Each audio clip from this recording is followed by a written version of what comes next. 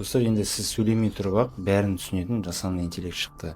Қазіргі нейрожүйелер көбі қалай жұмыс жасайды? Сіз тоқтайсыз, ойланасыз, сұрақты жазасыз, сосын жауап күтесіз. Бұл жаман емес, бірақ шынайы өмірде біз әрдайым не сұрау керек екенін біле бермейміз ғой. Сондықтан мына мәселені Луки L1 деген құралғы шешеді. Бұл әлемдегі ең алғашқы проактивті жасанды интеллектісі бар гаджет.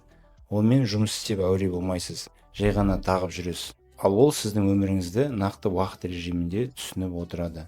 Ең басты фишкасы неде? Луки сіздің контекстіңізді түсінеді. Сіздің дәл қазір не айтып жатқаныңызды біліп, сізден бұрын әрекет етеді. Мысалы, шаршасаңыз немесе зейініңіз шашырап кетсе, ол сізге мынадай инсайттар береді. 2 кофе ішіп қойдыңыз, мүмкін су ішерсіз.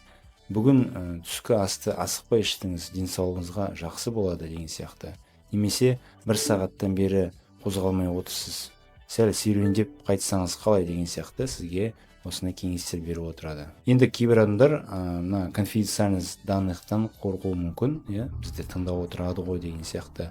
Бірақ оған да шешім бар, батырма бар, кнопка бар, соған бассаңыз ол тоқтайды және не жіберіліп, не жіберілмейтін сіз басқара аласыз настройкасына кіріп. Қысқасы бәрі қауіпсіз әрі өте ыңғайлы.